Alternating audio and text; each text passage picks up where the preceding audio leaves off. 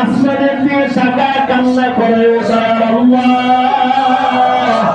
এই দুইটা চক্ষু আমি রাখছিলাম আমার রহমতের নবীকে দেখব।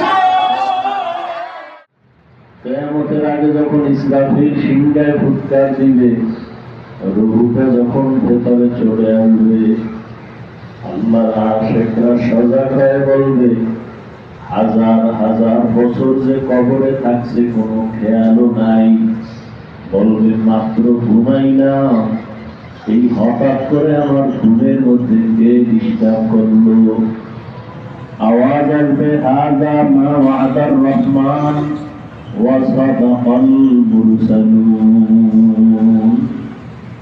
আসলে ময়দানে উঠবে আল্লাহর গোলাম, দাঁড়িয়ে তাকাবে আমার মালিকের কুদরত, সামনে তাকাবে মালিকের কুদরত, সামনে তাকাবে মালিকের কুদরত। বান্দা খানা খাইতে বসলে হুকমা দিবে ঠিক, কিন্তু অন্তরের মহব্বত থাকবে আমার মাওলা। খানার হুকমা দিয়েও বলবে হে মালিক।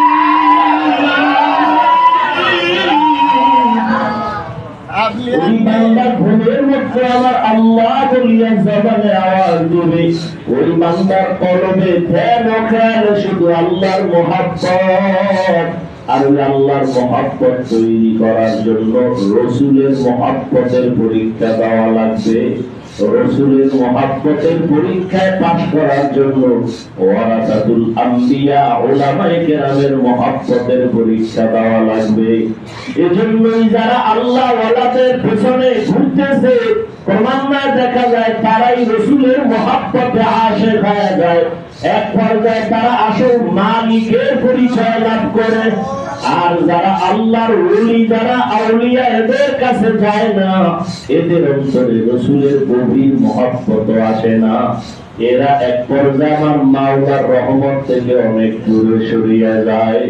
আল্লাহর মহব্বত, রসুলের মহব্বত, এমন মহব্বত উহুদের ময়দানে রহমতের নবী নাই নাই বলে যখন একটা আওয়াজ হয়ে গেল, বেলাল নবীর এত বড় আশিক, যেই বেলালের গোসল করার সময় পর্যন্ত টুপি ফালায় না, ঘুমের মধ্যে টুপি দিয়ে ঘুমায় নবীর সুন্নত। হঠাৎ করে যখন বেলালের কানে আওয়াজ নবী দুনিয়ায় নাই, বেলাল তখন টুপি ফালা একটা সুর দিছে উহুদের ময়দানে। বেলাল দৌড়ায় আর চিৎকার দিয়া কান্না করে, যেই নবীর জন্য আমি এত পাগল, ওই রহমতের জন্য যদি না থাকে আমি কার জন্য আযান দিব, কার জন্য টুপি পরে দৌড়াবো। বেলাল দৌড়ায় আবার নবীর মোলাকাতের জন্য হাউমাউ করে কাঁদে। নবীর একজন আসে খেজুরের বাগানের মধ্যে পানি দেয়, হঠাৎ করে কানে আওয়াজ আসছে, নবী নাই দুনিয়ার মধ্যে, নবী নাই। ওই পানির পাত্র ফালাই আসমানের দিকে তাকায় কান্না করে আল্লাহ, এই দুইটা চক্ষু আমি রাখছিলাম আমার রহমতের নবীকে দেখব।